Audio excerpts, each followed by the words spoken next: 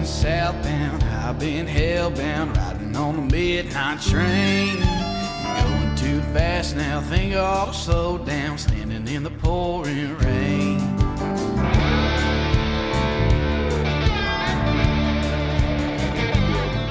All right. What's going on, guys? Tony and Tristan back with the One Hell of a Life Outdoor Podcast. And let me tell you something. We got a different subject up here tonight, and I'm going to set this up. So most of us that love hunting does not pay our bills, right? It just doesn't. You know, it's something that we do. It's something that we love. It's something we invest a lot of money in. But there's a whole big part of the hunting industry, especially that we found in the waterfowl industry, that, you know, we've all heard that saying that deals get made on golf courses, right? Well, for those of us that are outdoorsmen, there's ways that happens in the outdoor world. And I just can't be more excited to talk about how we can take, you know, what we do. All of us, everybody listening to this, the majority of people listening to this are not getting paid to hunt. But what you do is that you associate with so many people throughout the year that could impact your professional career. You know, and that could be from customers to networking opportunities, whatever. How many times have we all sat in a duck blind with people from a different state or something like that, and you never even found out where they were from, what they do, what's their background?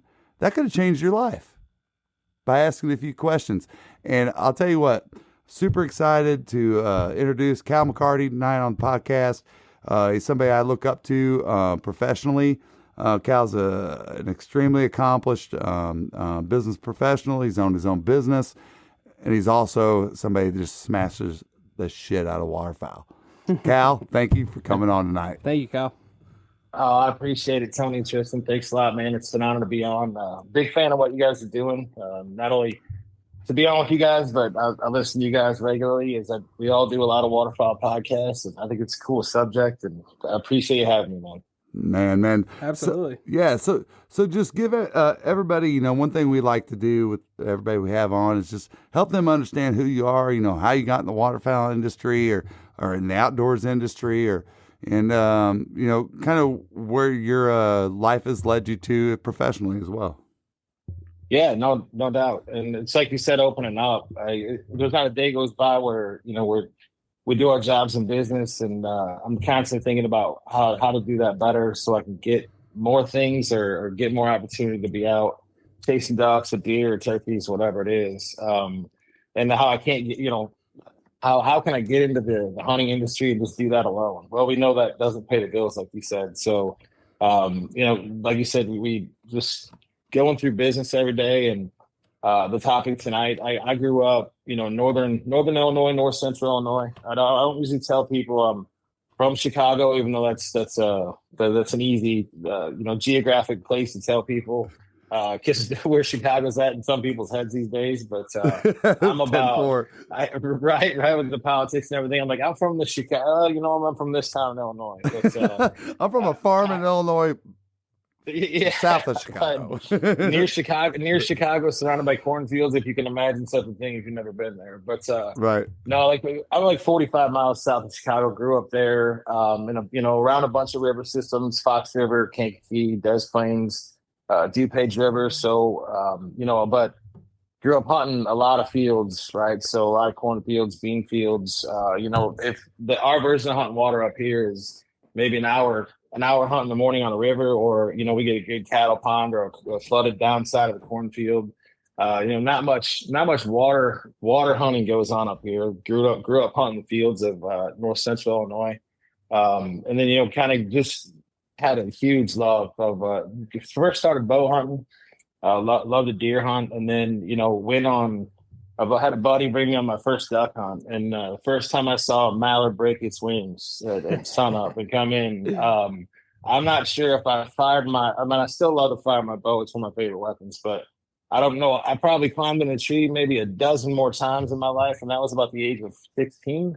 So once the first time I saw a mallard doing it, so I was like, oh, wow, what was that? But then just try to get as much as I could into waterfowl. And then just the subject tonight, making relationships, whether it's in the waterfowl industry or through business, getting opportunities to hunt with people, gaining permission on different properties, or going on trips like to Canada, or down to Arkansas with some buddies, meeting people. And then got into having a chance to guide snow geese, probably like 12 years ago, just by going out with an outfitter and being good friends with them. And once I hunted with him several times, got to be good buddies, and he needed some help first as a cook, because I love to cook. And so hey, can you come down and cook for my guides? And did that for a year just to help him out. And then it was, hey, we need some help in the field. And then came on as a full guide for him, snow goose, and then got some opportunity to do the same back up in Northern Illinois, and with some ducks and some honkers, which we're kind of known for up here. And that's kind of where I'm at now. So I'm a member of a real good duck club that I'm proud of up in Northern Illinois. I made a lot of good friends and connections through that. And then, do some guiding up here. And then, when springtime comes, really get down to that Boot Hill, Missouri and Arkansas area, and love to guide and hunt snow geese, man. It's you're killing them like geese, something about it. It only happens for a quick few weeks, unless you're going to chase them all the way to, South Dakota, North Dakota. But that's kind of how we grew up, just hunting around here, and then loved it so much that the more relationships I could have and build led me to some guiding opportunities. And like you said, the learning that, even doing that hard for like a few weeks, I'll be honest with you, you don't come home with a pile of cash, right? I end up buying shells or a new pair of waders or something like that. Right. It's all about the experience. It's all about the relationships, and just the brotherhood of waterfowl is probably my biggest passion in life. It's just the coolest thing about waterfowl is, like, I was telling my son that the other day. He plays baseball in college, and he's like, we're going on a road trip and don't know a few of the guys, but they're deer hunters and duck hunters. So what have I always told you? You can always trust a hunter. I'm like, most of the time you can. Now, maybe not with your spots. Maybe not maybe not to ring your ears when that pintail slides out right of you, but you can trust them overall. What's going on, guys? If you're planning a spring break visit to the Florida Panhandle, down there by the Gulf of America, then make sure you book a charter with Williamson Outfitters. From March to May, Williamson Outfitters offers amazing inshore fishing, awesome flounder gigging, epic hog hunting with dogs. They also have an incredible hunting lodge in East Point, Florida that's available. Spots fill up fast, so book today. Call or text 850-251-8650 or visit floridaducks.com. Mention you heard about them on this podcast and get 10% off. Most all the time. So yeah, man, that's a little bit about my background. So just like you guys, pretty much. That's awesome, man. And man, we're gonna break down a lot of things tonight, but dude, please tell the story of you just going down there and massacring those snow geese in southeast Georgia. I mean, southeast Missouri. Oh shit! If you got the pen to southeast Georgia, where's that? Yeah, I know, right? No, we get a couple Aflac geese around here, but no, man. Yeah. No, you guys, dude, you annihilated them. Yeah, we've had some. I mean, they're the outfitter that I hunt with and work with a little bit. They've had, like, what he calls the 3 T-shirts. It's the pile of snow geese from about 6 groups at the end of the night in the parking lot before we rip all the birds and clean them or donate them, whatever we do. And I've been fortunate enough to be in camp and be guiding or hunting for all of them. And that that was to the tune. One day the biggest day was 1,883 in one day, one sun up and sun down. Holy shit! One group, or is that just like the outfitter as a whole? Oh no, that was 8 groups in one day in the southern Boot Hill, Missouri, and northeast Arkansas. So wow, to say that things weren't just right that day, I mean, it was because when you got your group out, you're like, oh man, we are on them. They're all hooked up. And then, by noon, you're like, yeah, I got 140. and somebody else, like you're starting to talk a little smack, right? Like, yeah, we got like 140. We're not even eating lunch. Our barrels are hot. We're switching guns.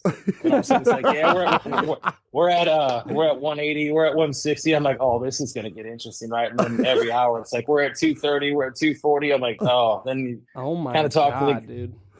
Yeah, I'll send you guys some pictures of those the 3 t-shirt days, but I think it was the 1883 was the highest one, and then it was 1100 and just over 1200. But it's pretty insane. It's not a picture a lot of times you can share because you got 30 guys in it, and just middle fingers, a lot of beer, some bourbon bottles. It's one of those nights. Yeah, right. And everybody going, they jump shot all those geese. Right. Yeah. Right. Yeah. Yeah. Well, I still want to see that jump shoot, but I can't even make the numbers work in my head on that. yeah, me and Tristan are sitting here like massive ADD on what you just said. I'm just like, can you even compound that in your brain? No. I mean, that's insane. But what it alludes to is the success, which I think is so important. And obviously, you got in there and learned, and I think that's a very cool thing to talk about. Is that not every time, like if you're trying to be a guide, right, or if you're trying to work your way up in any company or anything, sometimes you got to eat some shit along the way, and so many times, and I'm not harping on you young folks. I'm just saying the facts is that sometimes it takes a little bit more patience, and of course our society, the further we advance and the technology and everything, patience tends to be not as required. You know what I mean? And I think it's so important. Like, I remember the first job I ever had, I wanted to be a bus boy, but I was a dishwasher. And that's what I was thinking about whenever you said that, Cal. As far as cooking, I mean, you love cooking. I did not love washing dishes at a restaurant. Yeah, but for $3.35 an hour. But that's what it took, to get my way up in the company, and I think that's a cool segue, or a cool movement that you were able to move up and learn from people around you to be more successful. And so everybody listening to this right now, it's the snow goose hunters going, Tony, shut up and let Cal say how they shot 1,800 freaking geese. No, dude, like, talk about what it really takes to go out and hunt some snow geese. I mean, seriously, I think y'all that just smoke the shit out of snow geese are snow geese specialists, in my opinion. I mean, I think every species, every waterfowl, whether it's you're working a wood duck or a green-winged teal, or a snow goose or a specklebelly, everybody has got to find that, that fine tune to be super successful at that with that species, So what would you share? Like, what have you learned? Like, what are some of the top things that you've learned that have been super successful in making those results happen? I mean, talk about going down a rabbit hole. Just from something you said there, like and I see it a lot, like when you have different groups come in, and it's not there. There's the tail end, like our fathers. There's the old duck club guys that bring their 870 pumps, and they're like, yeah, we just want a gentleman's hunt, and we want to shoot them. We want to know who's killed what. I'm like, you guys are in the wrong sport. We can do that, but we're here for numbers, and you're going to need a lot more than that 870 wingmaster pumping it and shooting 4 times. Right. And then even more so, like you said, you got the younger crew that just maybe started duck hunting. They never got a chance to snow goose hunt, but they've seen all the videos. They've seen the Make of Powell from Tony Vandemore and all the great guys that are out there killing big numbers of snows. But they think they just would come down and they're going to have 100 bird day. But getting that out of clients' heads is the biggest thing. It's like, all right, everybody wants 100 bird day. Like that. Yeah, you only see everybody's best on social media, man. That's it. And 100 bird day is like, guys, if you shoot 50 today, think about that in a 6-hour span. Like, that's a pretty good shoot when wherever you're from, you got a limit of birds. Yeah. And we all complain if we go out and kill a 6-man mallard limit in the first 15 minutes. Like, that's awesome, but man, I wish there was more. Or you sit out there, you ride the hole all day and you don't kill a damn thing. Yeah. But it takes patience is the first thing. And you gotta, snow goosing is more work than any other waterfowl I've ever worked for, because especially where you hunt them, right? So, I mean, I've hunted them in all over Arkansas, up through Missouri. I've hunted them in North Dakota. You know, when you're hunting them in the spring in Arkansas, and you boys know this, and everybody listening probably knows this, is that how many dry fields do you get in Arkansas in the spring? I mean, it takes a little bit of rain and the field's like flooded out, right? Yeah. So, you know, when you're making a snow goose set too, you're talking about, you know, anywhere from, you know, really, you know, 800 to 1,500 decoys. So you got to be able to go on no sleep. You better have some Navy SEAL training or have had some sleep at one point. You better be using some sleep deprivation, even if you're coming down for 3 days, so you ain't gonna sleep much. Yeah. And then you gotta have patience. You gotta realize that you gotta take what comes to you. And you know, and then just kind of wait it out and see what happens. You know, you got so many factors. First off, snow geese is psychotic. There's not a harder bird to pattern besides. I'm saying this as a northern hunter, and you guys are probably aces at it, but if I could chase 2 spackle bellies, I will over anything, because they're so hard for me to kill. And I realize that I just can't call them, and that's the big part of it. But, Fair enough. You know, like we there's 2 ways to really hunt them. We run a lot of traffic spreads, so we run, you know, high flight areas and near big roosts or river systems where they travel, and a lot of times it's when you come down, like it's when they move, and you can't control that. If you book a trip February 4th for the Missouri opener, February 6th, and, you know, there's a lot of local birds, you're going to do really well that first 2 days, because they've been there, but they haven't heard e-collars yet. They haven't seen a spread yet. So they're going to come to that, you know, pretty good, because they've been there, but they haven't heard an e-collar. There's people out mouth calling them, but it's not the same. You can't, 4 guys can't sound like 1,200 decoys, right? Right. You know that.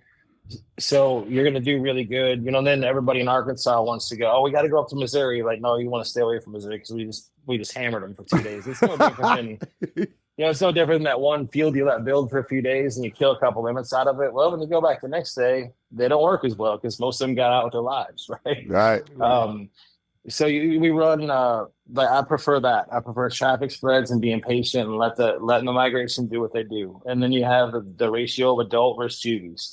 You know, the juvie birds or Rossies, especially my favorite bird in the world to watch work besides the mallard duck. They're going to hook up pretty easy, right? They're not as smart, but those adult snow geese are, you know, that's another thing you get from clients too. It's like, where's all the bounders? I'm like, yeah, those are really hard to kill. They are very smart. Yeah. They are very smart. So, you know, your ratio of adults to juvies, how hard they're pushing. You know, are you seeing birds just come off a roost and fly to a feed? Or are you really under a day where you start at, you know, 6:35 first shoot, and you're seeing birds up in the air and they're breaking down all day long, right? So they're migrating. We're gonna have a good day because they're pushing. It's a new spread. They need to fuel up before they keep pushing. That's another thing that comes in. The other way to hunt them is, you know, hot rig or big feed hunting, which everybody wants to do, and I'm like, until you try it, because it's just as challenging. So it's just like freelancing. That's a son of a bitch. That is a son of a bitch, because it can. I haven't been on the side of the rewarding side of it yet, because every time I've tried it, it's so low risk that I've gotten my ass just murdered. High risk. Or high risk, I'm sorry. I've just got my ass kicked, but go ahead. Yeah, I mean, well, you're right. I mean, people say all the time, like, let's go hunt some hot rigs. I'm like, you're not down here long enough. Like, it's just like, I've heard you guys, which I'd love to hear more of. I don't know what you guys mean, and I want to go down that rabbit hole now, but I got to know more about this Arkansas public land hunting, because I've heard it from everybody, right? And everybody chuckles and they don't talk about it. So there's got to be good stories there and how hard it really is, but it's the same thing. Everybody's like, let's go scout and hunt a hot rig. I'm like, you have 3 days, you're gonna get one hunt, because you got to find them, you got to get permission, you have to make sure that you know, you can get into a field without tearing it up if the farmer wants it that way. Are we able to drive into it? Are we using side by side or quads?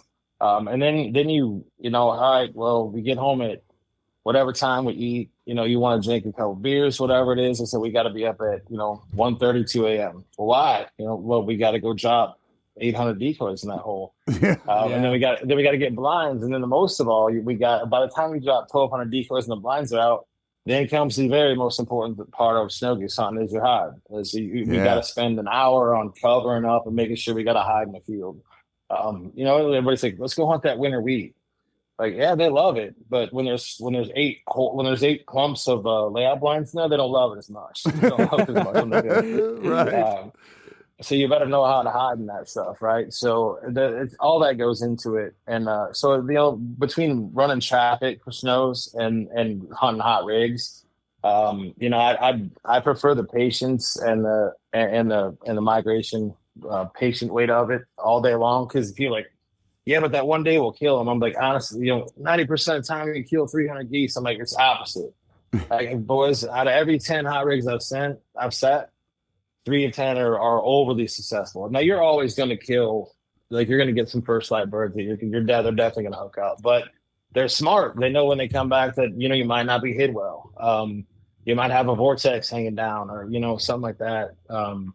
So like, I prefer the get to a good migrator set spread, a traffic spread, making sure that's right, work on the hide a little bit and kind of wait them out. But then the factors we already talked about that come into it, or that in the migration, all that stuff comes into play. So sure. For all you out there that are looking to, I tell everybody, go 3 times, come down 3 times with us and hunt 3 days. And I promise you'll get to. It's in the teens that morning, and maybe you're chasing ducks or geese. But now it's September and it's 85 degrees and you're hunting early teal or geese. As a waterfowler, you need dependable weather protection that will not break the bank. Founded in 1996, Frog Togs is not only the leader in breathable wader technology, but a company you can depend on to keep you warm and dry, head to toe, no matter your hunting environment.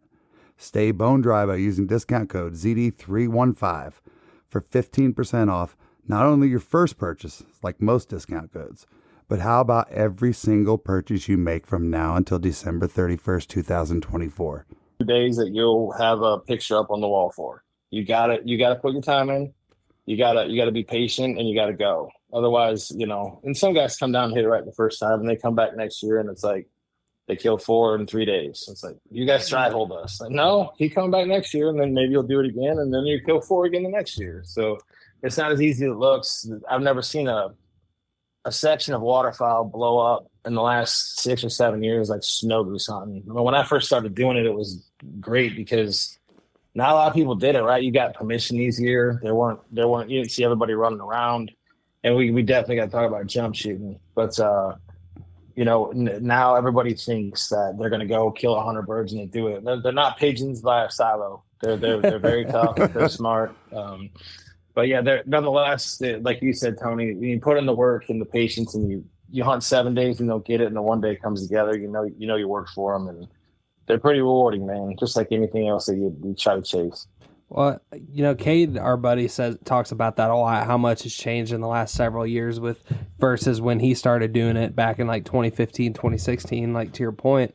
But Cal, I'm curious, I saw this post on some snow group, it might be Snow Goose Migration or whatever on Facebook or whatever, but it was, 2.0. Yeah. You always hear like, all right, if you're not doing the blind thing, hide in the socks, wear white. And basically it was this drone view. Oh, yes, I saw that. Of these guys hiding in the socks. And the point that the guy was making is that how like unnatural it looked or whatever. And you think like, oh, you tuck in there and, you're in the white or whatever. But when you look at it, and these were folks that were in full white. Yeah. And well, and a lot of the comments were like, it's better to wear half white or whatever, because it is true. Like when you get like bird's eye view, it's like this unnatural concentration. It does look so unnatural. In this 800 to 1400 decoy spread. What are your thoughts on hiding in white? Yeah, no, I think that's spot on. We do we hunt them out of we'll lay in the decoys. We hunt them out of layout blinds most 80% of the time. That comes from a safety standpoint and what people are comfortable with. Not all people want to come down and get white and lay in flooded rice. Right? Yeah. You got to be kind of half crazy.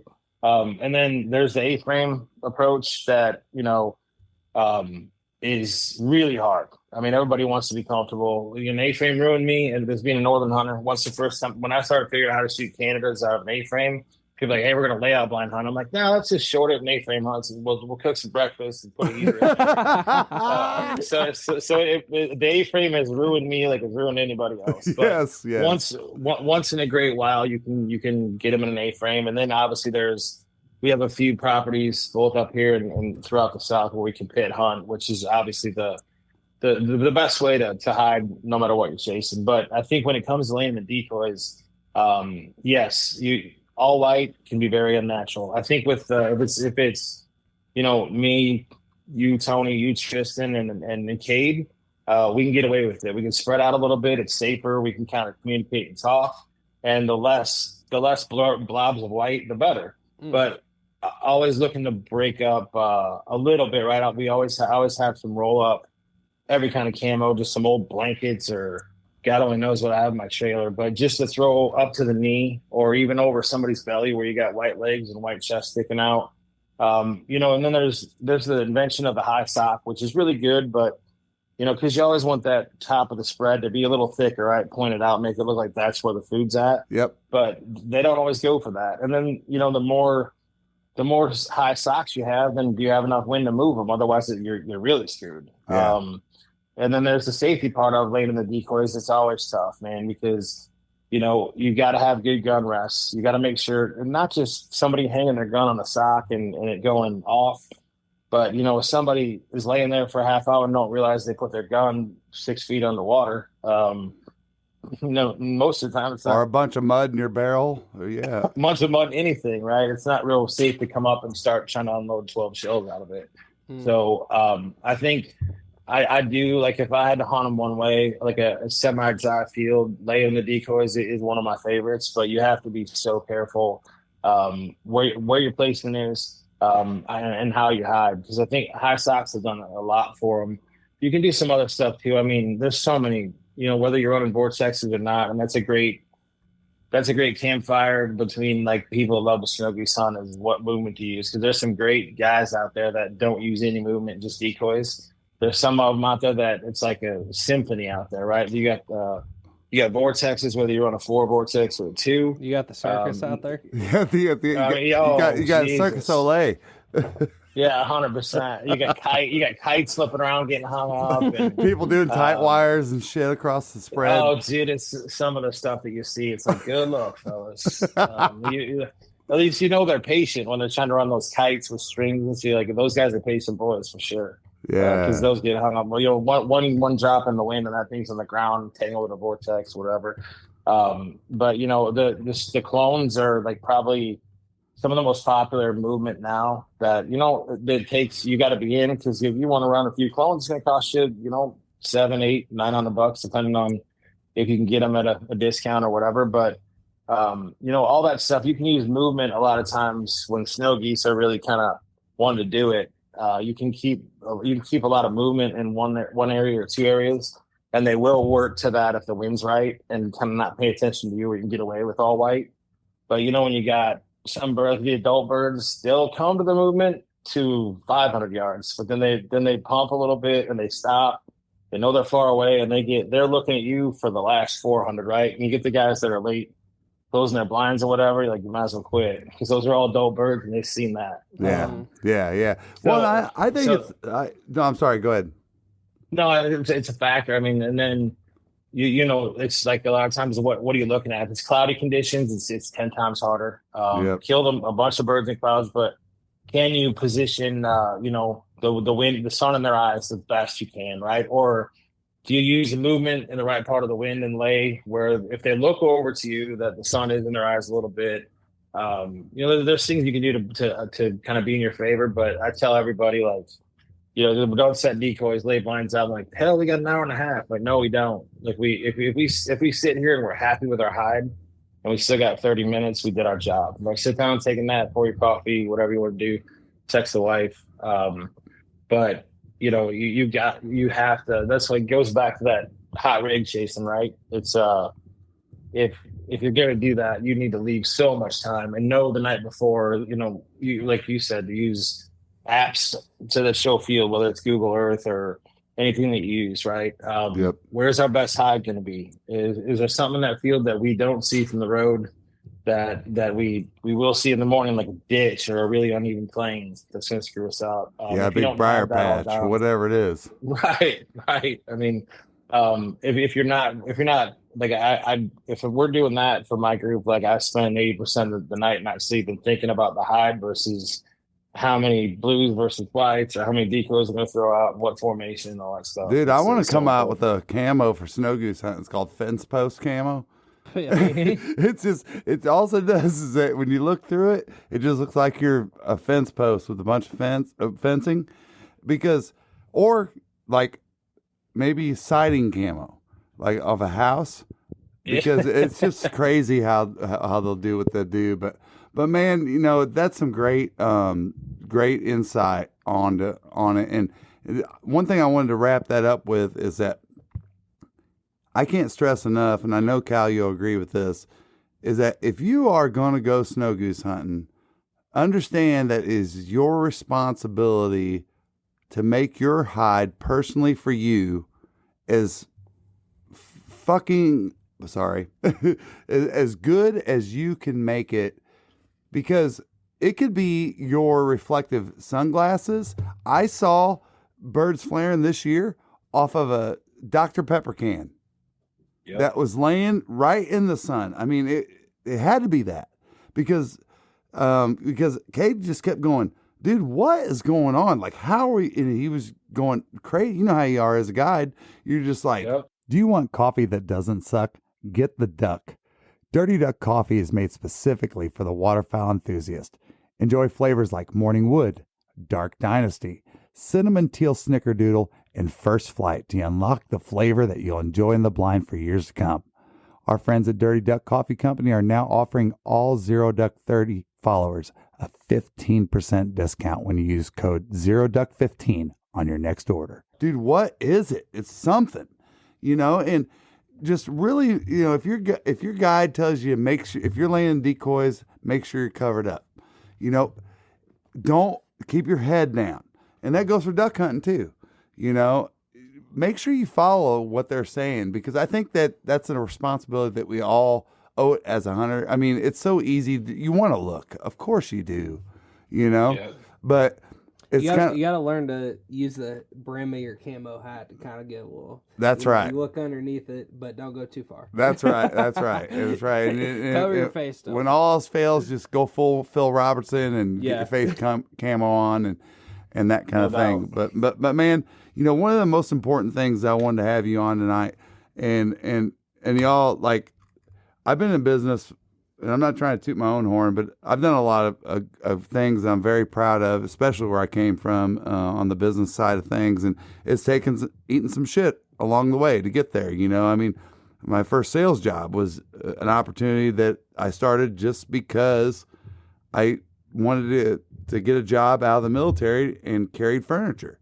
You know, I mean, it led to that. So, you know, if you're in sales, it doesn't even matter what position you're in, because networking is so important in today's world, especially with all the tools that we have. You know, one thing that I respect Cal for a lot is that, you know, this guy is a very successful businessman, incredible customer service, incredible intellect and knowledge, but he's also an outdoorsman. And Cal, let's kind of break down a little bit. You know, I'm not a yuppie, and I apologize for that stereotype. So I haven't been traditionally the guy that's out there sitting at the golf course or the golf and country club, you know, and making deals happen. But we all know as salespeople that entertainment, golf courses, deals happen. The same shit happens in our industry, in the hunting industry, because it's such a brotherhood. like you were saying at the beginning. I mean, it's such a tight network. Dude, I'm just waiting for like that one customer I run into that's a big hunter. I'm gonna be like, and we hit it off. And I'm gonna be like, dude, you have no idea how much life I'm getting ready to breathe into you. Yeah. Yes. That was what Tristan, you just said it, man. Like and Tony, not to cut you off, but no, what you're saying. Like then Tristan said it best. It's like I love to play golf, and I know you guys do too. And when you take most everybody you meet in business will play golf, or they like to play golf. They're a golfer, right? It's like I'd say guys out that that are scratch golfers. Some guys shoot 140 and like we're not finished until they were going back in, right? And you've had entirely too much beer to even think you're going to make par and anything less on the course, and we're going to kick off. So there's a lot of that. But when you meet, when you're sitting maybe in a boardroom on a virtual call nowadays, and you see a duck in somebody's office, or somebody says, yeah, this is my last meeting before I'm heading to, and the spot, right? Like in the spring, I'm heading to Arkansas or heading up to Canada in October. You're like, oh, what are you doing up there? Going duck hunting. It's like, man, there's a lot of feelings in business when you know that deal's going to go well. And there's no better feeling for me. Like Tristan said, it's such a small group, it seems like, in the business world that love and have the passion that we do and that most do for the mallard duck or the snow goose or the Canada goose, just waterfowl period, or even deer hunting.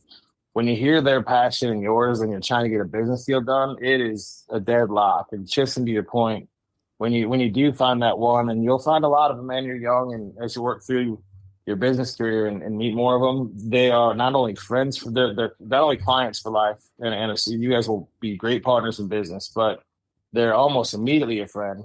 I don't know a single client I have that I've gone hunting with or talked about, try to build a relationship in a blind or in a pit.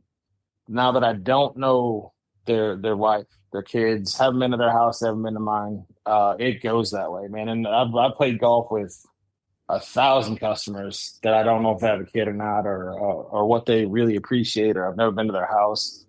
So you're right, man. When you do come across that first one, the first 5, it's going to be something like you never felt before, and you'll feel the way Tony and I do about it. And why we want to talk about this today, for sure. Well, and one thing I wanted to open up this with a giant stat to really catch people's ears is this: in California this year, at a Ducks Unlimited banquet, the Cox family made the single largest private donation in the history of Ducks Unlimited.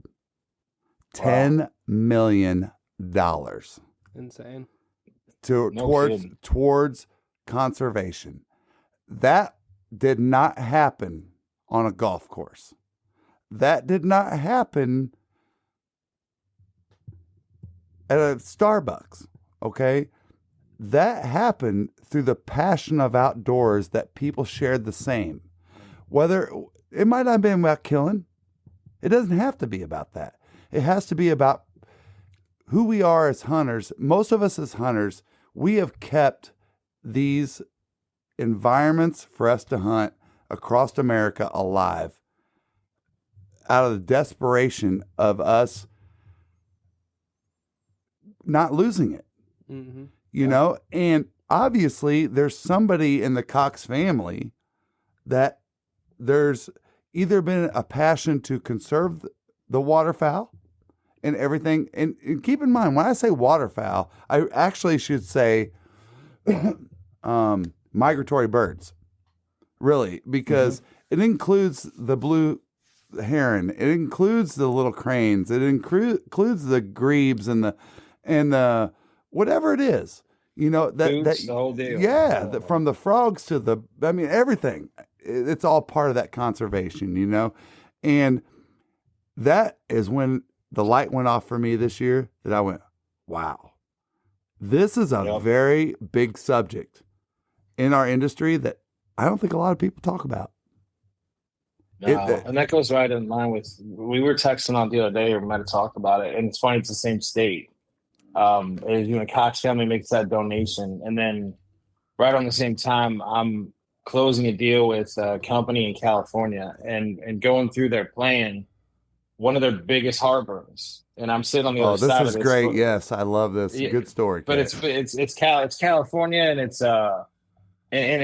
it's because of that donation, right? That this is happening. But it's a very like a pool of very, very prestigious facilities, and they're worried about wildfires. So the one thing they want to do, and they're swearing on this call, Cal, how can you help us with this? I'm like, well, what's the problem?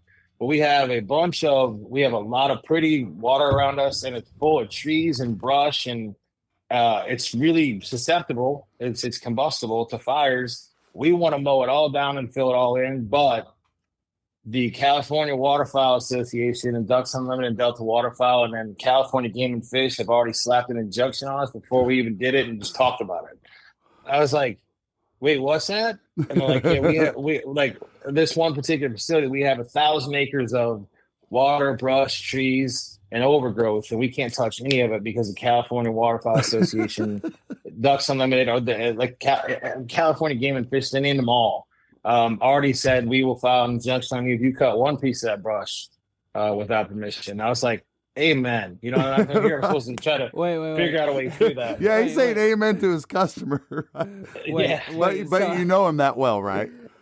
Yeah, well, I just kind of signed with them, so I'm working through how to make their properties less susceptible to disasters, right? But they're like, the first thing we do is cut all this brush and trees down, and then we can't do it because the California Game and Fish, Ducks Unlimited, Delta Waterfowl, like all of them in the name, are going to slap an injunction on us if we touch any of it. And secretly, I'm like, yeah, that could be a problem. I'll have to figure it out my way. But I'm like, amen to the great boys in California that care about the waterfowl of California. Yeah, so you're trying to like walk the fence post there of like being like, oh man, that sucks, you know. And then in your head, you're like, yeah. You're showing empathy. You're showing empathy, but the backside, you're just like, yeah. And that's right about the time we're talking about doing this. In this meeting, as I'm supposed to be delivering to them, I'm like, wait till I tell the One Hell of a Life boys this story. That was going through my head as they were talking to me. So, but without that donation, that support's not there. You know what I mean? I live in Illinois. A now honker mecca. I'd put, the guys in Minnesota and Dakota and Wisconsin would probably have a good one-on-one with me about this, but I don't think there's a better state or area that other than I'm in to kill big runs of Canada geese. But our from our great governors, the last two have been in prison. Right. The one thing that even, Rob Blagojevich, whether he's innocent or not, nothing against him, not going into politics, but the one thing that was completely drained to the almost $1 billion was the Illinois Conservation Fund. Yeah. And you look at our old state parks that I used to learn to hunt in, right? Or the first time I went out and threw four old decoys in the water that I didn't have tied down right, that flew away. They were that floated away, but there was in a good rebuild blind, safe to get on. There was money into it, and now in the state, there's like very few public hunting areas that are even safe to hunt, or you got to do it all yourself, and then it doesn't pass because hunters aren't the favorite people in Illinois. And with like how important that donation is that the Cox family made. If it happened everywhere, even to the smaller, or if everybody just realized they could put in $25 and make that 10 million, as long as the state does their job, right? Because in Illinois, it'd probably go to God only knows what. But having a strong person in that conservation fund or over Illinois conservation or Nebraska, whoever it is, makes a difference. And you see it in different states. We've all traveled to a bunch of states to shoot ducks and chase them and just look at whatever. But you see the difference, right? You know which states care, which ones don't, and that's huge. Yeah, no doubt. No, and you made me think of, Tristan. We haven't talked about it in a long time, but there's a WMA here in Georgia that, I mean, you can look at it from the outside and see that they definitely as a DU split project with them in the state. You can see that the upkeep hasn't been there. All right. Well, the immediate thing that every person wants to do is put blame on somebody, right? And they want to go, oh, well, they're not doing a job because that guy sucks or that woman is not doing her job or whatever it is. We've learned so much, thankfully, from meeting with so many great state officials about how funding works. It's crazy sometimes. I mean, like they're pulling from 6, 8, 10, 12, 15 different sources to get a simple study done. They're and these are all people that are super passionate about that sport, or they wouldn't be doing it. They've given their life career to it. And I just hate it whenever, a state won't, or maybe it's not the state, maybe it's not our initiative, that us as hunters, we can be bold enough to go to these certain WMAs that you've seen in your state that you're like, man, it could be better if we did this. Well, what if we all went there and said, I've got a petition signed of 100 people that we're going to go around and pick up every piece of litter on this WMA today? Or whatever it is, there's so much control in that.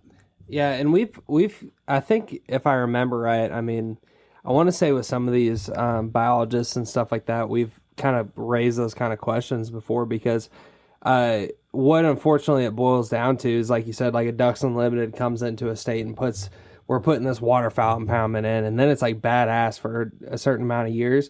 But and it's not necessarily the people that work at the state because they are hunters themselves. They want to see it thrive. They get all annoyed. Right. But you only get so many dollars, and at the end of the day, like a state like Georgia, you get a hurricane that blows through, or a state like Florida, and then, you get a levee that breaks, and then all of a sudden you don't have the money to put towards whatever, and just, it's just this juggling act or whatever. And I think, we've raised that kind of concern before. I feel like there wasn't a lot of feedback on, because if you looked at it from hunters, like I guarantee you, let's take control of what we can do proactively to try to promote this situation. Georgia being such a poor waterfowl state, like just migration wise, I guarantee you, if guaranteed, if you polled all of the Georgia waterfowlers and psychos, hey man, like if we all put $25 in, we could raise $100,000, $500,000, whatever. We could create 1,000 acres of habitat, and we can do X, Y, and Z each year. I guarantee you that there's enough people that would do it. And I mean, you'd have to set some parameters on, the pressure that's getting put there, sure. how much you'd get to hunt it or whatever. I don't know how that would logistically work, but there's enough funding in the outdoor industry where outside of just Pittman Robertson and these other things, there's enough just people that want to put money back into it that would do that kind of thing. Yep. And think about this. What if, now I know I tend to go left field on some things, son, so forgive me. But what if everybody listening to this podcast right now, let's just say, keep it simple. Let's take 100 people. Mm-hmm. If we took 100 people and said, we got this idea that we are going to lock arms and come together on what we can do, whether it's financially, whether it's the old school way of just putting the work in, whatever it is, but we're going to lock arms to do this for this state, this WMA, this whatever it is. You can't tell me that if you did that in an organized fashion where people could say, hey, what's the result of my actions going to be? And you give it to them, you can't tell me that there's not 50 waterfowlers out of 100 that wouldn't do it. Yeah. You can't tell me there wouldn't be. Mm-hmm. Yeah. There's more than that. I mean, hunters of what have saved the animals that we hunt from whenever everything got decimated in the commercial, the commercial industry years ago, There's so many people that get the misconception of like when you hunt, you just like have this like bloodthirsty, Yeah. hate for animals. Oh Hey, yeah, don't get me started, yeah. dude. Especially, You guys should come up here and live for a little while. You see nothing in Florida. I used to live in that state. I don't want to anymore. well, I got Yeah, at least you live in the right part of it though. Try up here a little more when when you pull out a decoy and people are looking at you like, oh my God, there he is. So did you guys- all mankind? Did you guys invent Karen? We invented Karen. I think so. well, I got asked. My fellow Illinois people, whether you're a hunter or not, don't kill me for that. But we probably invented most of them, or the original, I would say. Especially when it comes to the hunting topic. Yeah. Sorry, Tristan. Go ahead. No, you're good, man. I got asked the other night, like, do you ever feel bad, about, hunting animals and stuff like that? And my honest answer when I got put on the spot was like, well, when it comes to ducks, and this is kind of like screwed up or whatever, because I guess if you want to look at it as a life, it should all matter or whatever. But, to me, it's more ducks. It's like they're a smaller animal. There's not that connection there for me. But with like a whitetail, you're talking about 200 plus pound, like majestic beast. Like, it's not the same for you. It's the same for you as it is for everybody, by the way. And not to get graphic, but like, I've shot a deer and watched it die within 30 yards and watched the light leave its eyes. And it kind of screwed me up, honestly, for a second. But I feel like if you're going to eat meat and just like be good with yourself, like on a conscious level, you should have to like have the responsibility of a hunter to like know what that feels like. Because on the other side of that is like, I watch my family come over and we make tacos or whatever with this deer meat and we all have a great time. But like, I'm the one that realizes like what went into that. Yes. Versus like, okay, you just went and bought steak from the grocery store, which if you're just cool with like hunting, I don't care what you do. But if you're a hater and you're still a meat eater, that's where the problem lies. Now, what happens is, I'll tell you what, I mean, just on what you said, like if you haven't harvested any animal and stood over it for a second or appreciated or even felt the remorse, right? I mean, yeah. You don't put fire in an arrow to a deer or with a rifle or a gun and seeing that happen. I don't know many guys that even have a deer hunters that walk up to it and say, here we go, tag it, and just gotta get it out. Like, you stand there for a while. Yeah. You look at the animal, you talk about it. And then if you don't feel that even a little bit, maybe remorse isn't the right word, but then you're not really a hunter. You don't respect the process because you took a life and you have a responsibility to, get that thing on ice if it's an early season deer. And then you take every part of it. I can't stand. You see, we find deer around here all the time that have the back straps cut out of it, and there's the whole legs, the whole. I'm like, man, and then you got starving people everywhere. It's like, if you don't want it, get it to a locker. There's lockers all around that have hearts for the hungry or whatever the local association is, to get that meat in somebody's hands. And that's when we could really do some good, right? I mean, yeah, no doubt. Well, and I'll tell you guys this, and I'll be bold about this psychologically when it comes to harvesting big game. What happens spiritually, I'm going to use that word. I don't know if it's the right word, but I'm using that word to help people make a connection here. No, you can get righteous, brother. I love it. Yeah. When you harvest a big game animal, okay, there is something that happens to your soul. It's soul, like it's deeper than I have an explanation for. It's almost like if I was to tell you about space right now, I'd go off on a tangent. Left field, but I'm saying, and when you're young too, like you don't understand what that is, and that's why and I give a big credit to all the safety courses out there with the states that they one of the things they teach in all of the safety classes is the progression of a hunter, and they talk about how you just want to go shoot something. Dude, I remember those days. I killed robins with a single pump Daisy BB gun, and then then had my mom ground me for a week because you can't shoot robins. I never shot a cardinal bird, Mom. In Illinois, I never shot a cardinal bird in Illinois. I just want to be clear about that. But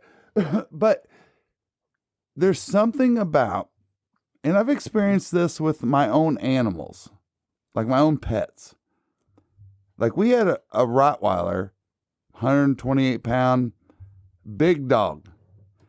And there's something about, I can't put my finger on it, you guys, but there's something about an animal that is as big as you, so to speak. There is a connection of loss that is so relatable to a human being.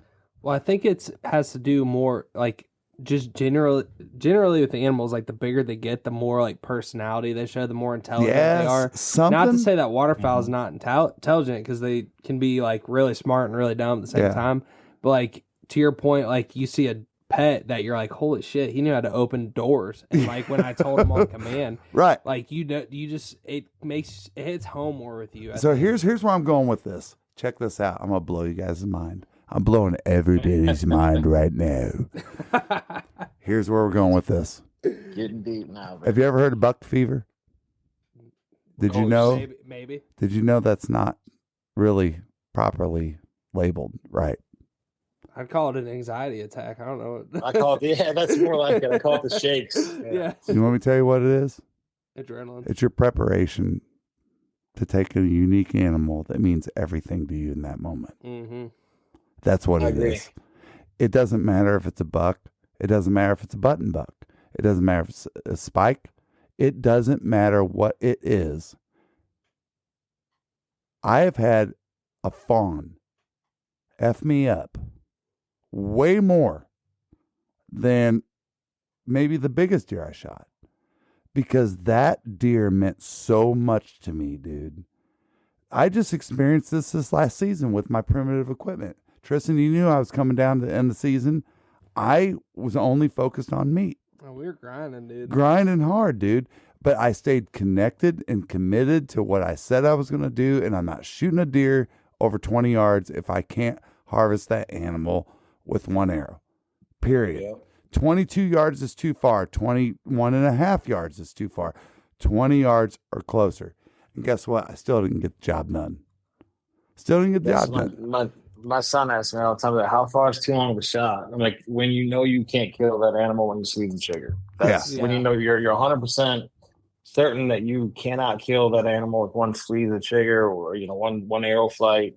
It's too far, and it could be 10 yards, it could be 60 if you're a hell of a shot. But yeah, we have a pretty good relationship, like in Illinois, with the guys that are hunting 45, 50 times a season, right? We know the game with conservation officers up here. They know where we're hunting. They check us once in a while, and we can talk to them. And like, there's one particular game warden around here that I love, and it's like, hey, really, what are you seeing out there? What do you write the most of? He's like, the one ticket I'll write every time, whether the nicest to me, they're not lying, whatever, is the failure to try and pursue down game. But then we're talking about duck hunting, goose hunting here. It's like when I'm watching a crew, and that's and good. They, and they, and they shoot at a valley, and they pick up the duck that fell in front of them. But they know, I've seen them all watch one fall out, and I can see them talking, hey, we got one over here. Let's just wait till later. I'll ride it every time. And I'm like, thank you. Because hell yeah. It's like the skybusters, the guys that, oh man, I hit that one hard, but we didn't get him. No, you killed him. He's going to go die somewhere where nobody can appreciate him, or we're going to get a coyote stronger and bigger. It's just so important to me that if you're going to, everybody wants to kill their limits, right? Or fill their tags. But if you're going to squeeze the trigger, make sure you can finish the job and enjoy that moment we talked about versus taking a wing off one, or, because especially those guys who don't hunt with dogs. Like, I tell you what, you chop a wounded waterfowl bird into some sagebrush or millet, whatever you're hunting, good luck. Those birds get pretty, just like a big deer. They will hide from you and they will fight for their life. And then now you just better if you can't find it inside, at least claim it on your limit and finish one short. I don't give a shit what the picture looks like. If you're, your buddy's gonna say, "Oh, there's only 3 and 2 in there. You didn't kill a limit." Well, no, I did, but I didn't find one. So don't go over. But you're right about that, man. If you don't feel that and respect that backside versus the damn pictures we see all the time, like 700 dead birds, and I'm not talking about snow geese, but the same thing there too. You got to respect them all, man. Because I've always said that about snow geese too. Is we're not going to kill. We're not going to control them snow geese. Mother Nature's going to get them. And I thought this year might have been the bird flu thing scared the hell out of me. I thought one of the things that I love to do most in life was going away. I think that Mother Nature is going to be the ones that takes those birds out somehow, some way. We're not going to do it. They're too good. Good point. Good Great point. point on the waterfowl thing too. Man. Yeah, man. No, incredible. But I just think it's just important to talk about that. If you have not experienced emotion in harvesting an animal, what a thing to strive for. Yeah. Right? Yeah. So, but no, Cal. Like Tristan said earlier, realize that if you don't know about it, ask questions about it. Don't curse it when you're sitting there having a ribeye, or maybe you like to eat duck at your local restaurant when it's on special. That I guarantee that duck was raised and killed in a manner much worse than the hard work of a waterfowl anywhere in the country. No doubt about it. Dude, I think everybody should have to experience it if you eat meat. Yeah. You can't, obviously you could never enforce this, but I just feel like from a moral standpoint, like if you're going to eat meat all the time, you should at least once in your life realize what is going on. Why? Yeah. So what do most people do? They just walk around with blinders on going, "Oh, I got this great, I love ribeyes. Yeah. I love to go to Longhorn or whoever it is and get my big ribeye, But if you really saw what went into going into that ribeye, you'd shit your pants. And all you're doing is really mentally blocking it out. Yeah. So if you can eat a ribeye and you don't know what really goes on to that, and you're going to judge anybody that eats the food that they harvest, bro, I will be in the back of the high school parking lot tomorrow at 4:00. Come see me. I love the people that eat all kinds of meat, but they won't eat pork. Why don't you eat pork? Are you allergic or no? It's just they're just real dirty. I'm like, and especially those of us in the disaster industry that have done a chicken plant fire. I'm like, dude, pigs are one of the most like the cleanest life to death, however they're harvested animals there is, and like. I only eat chicken. I'm like, that is by far the single most disgusting raised animal there is. Yeah. Everybody thinks they're so pure and clean and shot with preservatives. I did see you got it wrong. I did see a new thing. Have you seen these mobile chicken stations? So these things. No. So now what they've created is, like when you're driving down and you're in a plains area and you can see where a chicken farm is, right? You see how they're made, right? The long, skinny chicken, what do you call them? Where they feed and eat and everything else. I don't know what you call them. Trough. I don't know. Whatever, Not but trough, it's covered like it's like a dome, right? Yeah. It's super long. Mm-hmm. They've got this new shit out now, which is cool. So the shit moves slightly. It slightly moves throughout somebody's farmer's whole field. Yeah, that's like better raised chickens. Yeah, that's some cool shit. They're moving to like a, I think technically that's probably the chickens that like they say pasture raised and it's like 108 square feet. Yeah, but I like where the technology's going, because here's what we need. We need all of the folks that don't hunt, that love animals, to go, hell yeah, that's some fresh chicken. Because let me tell you something. Every time I turn around, I go, what is the supply and demand on chicken, bro? I mean, Cane's pops up. Listen, I got Zaxby's, all this shit. I'm like living a firsthand like experience with this right now, because I last week went to a chicken plant that we're talking. Did you really? Yeah, about stretch film for, and I'm walking through there, and first of all, the thing that struck me weird is there's like this like underlying smell of almost like chlorine, which I don't really know what that's about. To like that's ammonia that you're smelling. Oh, okay. Yeah, so I'm smelling ammonia, I guess, and I'm walking through, and there's conveyor belts of chicken, like plucked chicken, like when you like cook a whole bird. There's conveyor belts just slinging by. Like, as far as you look, there's just chicken being, like, just fucking slung around. I don't even know. And but to your point, Kyle, I was just like, this is mind blowing. Like, what is going on here?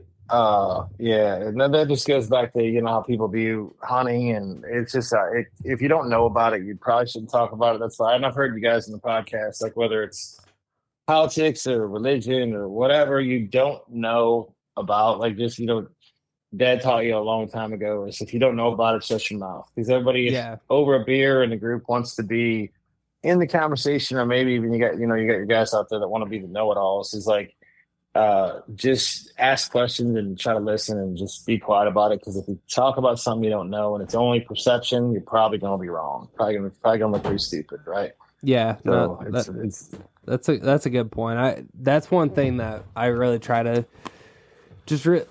we both do try to make a concerted effort on, because it's like when you have a podcast, it's like you have this, whether you realize it or not, and it's one person listening, or you're Joe Rogan, you have 10 million people listening, you have a little bit of like a responsibility to kind of like, I feel like it's like tell the truth, so like to your point, like authentic. Yeah, like you don't want to put yourself in a situation. Like there's several topics we talk about, and Tristan, I get excited about a topic, and like he's kind of like my grounding spot, because I'll get like super excited about something. He go, but Dad, do we have all the facts to talk about that? That's how I'm. Yeah, and I appreciate that about you, son.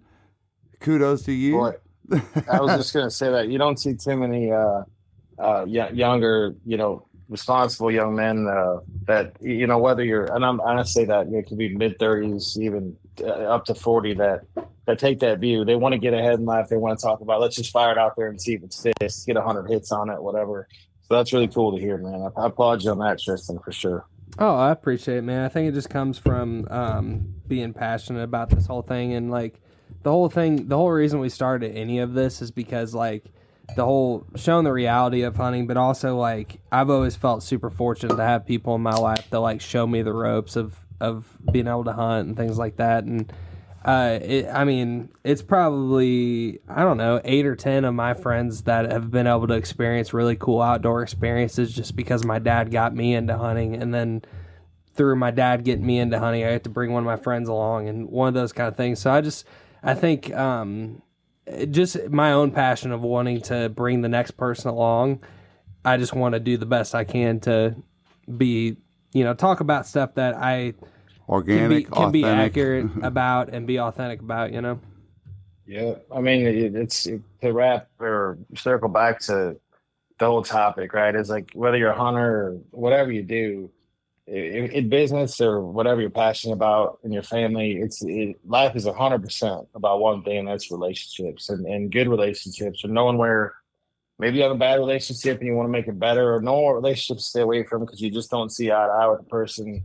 Why try to form that relationship when it's just going to cause something, especially social media and everything these days. But it's like you can't get anywhere without every topic we talk about. If you don't know something about something and somebody's passionate about it, listen to them. Right. It might get your light bulb might go off in your head, and you have that relationship. But if you're building a business relationship, it's just funny. We talked about that earlier, when somebody brings up hunting or trapping or fishing, it's like, oh man, like this business deal is going to be easy, and not only that, we're going to be friends. Because it's just forming those relationships and knowing how to exercise them and build them and take care of them. That's the biggest thing, man, is, just take care of those relationships out there, whether it's with your local chapter or, the landowner that lets you hunt, or educating people, kids, especially on what we really do as conservationists and hunters is, if we don't all take a little stab at doing it instead of squeezing the trigger, we're in trouble someday. I think about that all the time. Tony, even with Tristan, you probably think about it as, my son playing college baseball, it was a tough hunting season for me this year because he hunted me a lot, right? And then he's away playing, and it was really tough to go sometimes, or it wasn't as full as it was because he wasn't there. Your best buddies. Yeah. It's like if I don't keep him on the comeback, which that won't be hard to do, or one of my daughters hunts with me a lot, and teach him about it versus just work so hard that they get to get the blind shoot and go back in the truck. No, they got to feel it. They got to know what it's like to set up decoys or put a goose on a strap and haul it back over your shoulder. You know, if we don't blood on your fingers. To build those relationships, right? Whether it's with your kids or volunteering to hang wood duck boxes with kids for your local Delta chapter or whatever it is. Like we said earlier, man, there's probably a lot of money out there where there's not enough volunteers. There's probably a lot of volunteers where there could be money and there's not. Mm-hmm. And then that all comes with forming relationships and talking to each other. And if we do that, it's going to be all right, I think. Yep. And man, I want to be on this podcast for about 2 more hours. But one thing that, Cal, I want you, and I'm going to put you on the spot a little bit on this one, but you have a very interesting growth in your career. I want you to talk about that. Give these guys the commercial on how you got to be, and you don't have to give any specifics about the industry we're in and all that kind of stuff, but what it looked like to get to where you are, because everybody that's listening to this podcast, again, you're not paying the bills in the waterfowl industry. You know, you're trying to build your career. You're trying to see, you know, like we talk so much about networking and everything, and I think you're just an expert at it. I mean, kind of talk a little bit about where you started and how you got to where you got. Well, and one thing I would add real quick before you go into that, Cal, is I think it's interesting just to give you perspective on somebody that's 28 and like the guys that are like coming up and, you know, trying to figure out what they want to do with their life because they want to do this kind of thing. It's interesting to me to hear this because it's hard to settle on one thing because it's like, man, I don't know if what's the pathway to success, right? I don't know if I'm in the right thing. Like what should I stick with? You know, it's hard to know what you want to do. So, I mean, it's definitely interesting to me. And I guess that was my whole point, is just like, it's not, it's interesting to younger guys to hear this. I think, you know, I think there's a valid point to be made with what my dad just brought up. Yeah. Yeah, no, I agree with you, Tristan. And I know you and you probably got 4 buddies like you that are like that. And that makes me proud and happy to know that there's a younger generation out there that can appreciate it. And to Tony, you know, we've traded our stories a lot.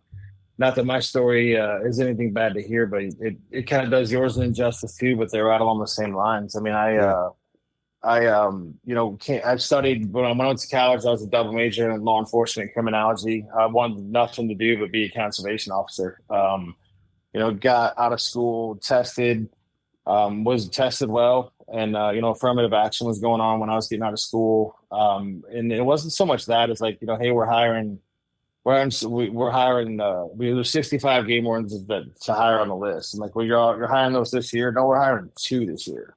Wow. And you're 41, right? So right there, looking back on life like a younger dumb kid, growing up in Illinois, only being here, I was like, oh, okay, I'll wait in line. Well, if I wasn't so narrow-minded, like I could have went to Florida, Montana, Minnesota, Wyoming, Louisiana, anywhere, and probably gotten to be in the conservation service right away because it was bigger and healthier and they needed more of them. But waited for a year, did a 5th year of school, and then kind of revisited it like, hey, well, how can I move up on this list?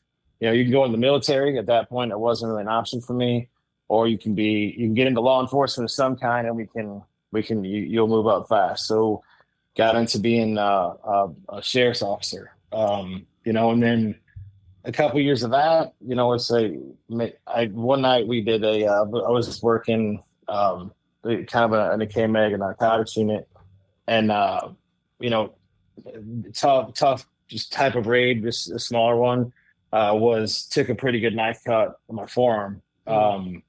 And then, it's part of the job. I'm thankful there wasn't any guns, and that's all it was. But then thinking about where I was with wanting to have a family and whatnot, and then looking at my salary at like $28,500 as a sheriff's deputy, and then I realized that 5th year I was waiting to be a game warden. I was delivering pizzas, and I made $31,000. So I'm like, what am I doing? What am I doing? Right? Like maybe it's time to switch directions. So.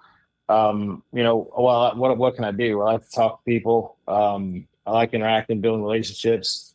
I'm just going to go into sales. And at that point, made the switch, and then didn't stay in the same sales career. But you kind of know if you're paying attention, when the right opportunity is. And everybody's like, oh, you can only get 1 or 2 opportunities. And I don't really believe that. I think there's a lot of them. I think you mindfully pass on some opportunity, especially in your career, to be patient, like we talked about earlier, to wait out what your goals are, right? Because I think if you underweigh the right opportunity or the wrong opportunity, you should have a goal you're working towards where you're at currently. And if you think the grass is greener, you're constantly stopping short on your goals. So before you can really take an opportunity or chase it, I think you need to be at a point where I'm going to stay here and accomplish this goal and this goal and this goal. And that does a lot of things for you. It builds your resume for one, and it teaches you how to stay with something and figure things out and work through problems and build relationships to get to a certain goal. And that took me from, I worked for a rental car company for a while, and started washing cars and sucking my tie in the vacuum and working 10 hours a day to being a VP for that company, to realize. So you went from being a police officer pizza delivery police officer to washing being a cars. Rental car jock. Yeah, rental car jock. Again, and you gotta eat some I'll shit. be honest with you. I went to work for Enterprise because they were really known at the time for taking anybody and working them through the management program. And one of the best companies to work for in America. Probably about the time they've always had high ratings. And we talk about that. You're about to talk about that before. If you're going to go after any career, any space, try and work for the best there is. You might not always work at the top dog, but try to get up, try to work for a reputable, good company, right? And so I started there as a management trainee, 10, 12 hours a day, renting cars, putting up with, really upset people. Like you said, washing cars in the summer and winter, sucking your tie in the vacuum, pulling it around, then putting your sales face on, trying to upgrade them, whatever it looked like. And, started there, worked my way up to being a VP there. And then, at that point, the hours never stopped there. I just had my twin girls, needed to cut that down a little bit. So went over, got an opportunity to go into forensic engineering for a small, short amount of time, worked for a really great private company, and was really all the way to the top of the sales ladder there, and needed more, right? I needed to make more money to be where I wanted to be in life and raise my family the way I wanted to raise them. And talked to the CEO, and he's like, we're a private company, Cal. We can pay what we can pay, but you're always welcome back here. And we will never, if you decide to go do something else, go do it. And if it doesn't work out, you come right back here and your chair's there for you. And then, that's when I got, some companies that we work for now had recruited me and talked to several different people from it. And then I came across, one person that I interviewed with and knew it was the right opportunity. And from there, I went from a local branch salesperson to a regional to a national sales rep for that franchise, owning that franchise, to being, to being bought out there by a private equity firm to come where we're at now is to run the national division for it. So if you look at that ladder, it's a lot of people have that story out there, but for like what Tristan said, for the younger guys looking at it, Hank Parker said the best one time after he won. He won the second Super Bass or maybe the Classic. How do you make it work at home, and how do you work so hard at fishing? It's so hard. He's like, you want me to be honest? Yeah. Well, I do it so I can hunt more. So here's the guy making his living as a boom. He's a professional bass fishing with every sponsorship, new Ranger every year, and he's like, I do it so I can hunt more. Wow, what a power statement. Pretty, but we do that too, right? We want a little bit more to go do the things we want to do in life. And so like what to Tristan's point earlier is, I don't think you can, every time somebody comes to you with an opportunity, that doesn't mean you're missing one. I think people miss a lot of opportunities in life, and that's okay. As long as you know when the right ones are, when the right time is to chase it, and don't stop short on your goals that mean more to you than that opportunity that may not. You kind of know when it's going to happen. But again, it's not, my story is not crazy different than a lot of people's, and I'm far from anywhere compared to being a very successful business person. But I think we grew up the same way all three of us did, and a little hard work, a little paying attention, a little common sense, and a little pushing through, right? Go on to the next hill. We'll get you places you want to go in life, whether it's to be, a Steve Jobs or just a guy that owns a business and happy. Like, I think the biggest things in life to make you happy, my most important things are time to do what you want to do, and time with family to pass something on to them. And if it gives you that, it doesn't matter if you make 10 grand a year or 10 million. That's right. That's right. It's so That's great crazy that stuff, you man. just said this. That is incredible stuff, dude. I mean, like, like we do a lot of podcasts, and there's sometimes we just walk, like, as soon as we shut off with somebody, it's like we would take these mics and hit the floor with them, just let them drop. And dude, that was incredible. Thank you so much. And it's so authentic and so real. Yeah, man. That's the good been shit. through, like you said, I've eaten a lot of shit in that journey and doubted myself, and as we all do, right? And that's another thing too is that we talked about snow goose. I know everybody just wants to go do it and be on the next Instagram post, but if you're the road that you're on that you're going to be successful on, I promise you, no matter what you do, you're going to eat shit. You're going to doubt yourself. You're gonna be almost down more than you're up. Yep. But if you know it, if there's a mustard seed in your heart that tells you you're on the right path or that something's going to come to you because of this, don't ever stop, no matter what you're doing. And I think that's been said by a million people over the years, but all three of us have lived it. And when it comes to getting where you want to go in your career or getting permission on that cornfield that holds a lot of birds or that waterway or whatever it is, don't stop. Don't over pursue it and make a fool out of yourself, but don't stop. Every day look at one thing that can get you closer to it and be patient, take your time. And if you truly want it, you'll get there, right? But it ain't gonna come easy. It's gonna come with a lot of pain, a lot of doubt, a lot of failure. And it's overcoming that makes a person what they are in business or whatever it is, I think. Yeah, no. And it's so relatable to me that when you, and I know this is going to throw some people a little curve, but when you watch Shark Tank, one of the things that I respect most about Mark is that he never funds anybody that hasn't went out there and beat the streets. Put their own money. Put their own money and their own effort. He always wants to hear their story. Like, how did you get there? Like everybody else, Kevin and all the, like, what's your numbers? They're all processing all that data. He is always the guy that's looking for that person that went out there and hustled. And it really applies to every single gosh damn thing we do. If you want to go kill a turkey, well, guess what? Get your ass out there and out hustle somebody. If you want to go out there and kill ducks, get out there. But the hustle part might be the revenue you need from your personal life to get you, like you were saying, Cal, to get you to the point to do what you love. I heard Adam Greentree just this week. I went and listened to the very first Adam Greentree and Joe Rogan podcast. And he talked about in that podcast about, I had to find the right size for my business to allow me to do what I love to do.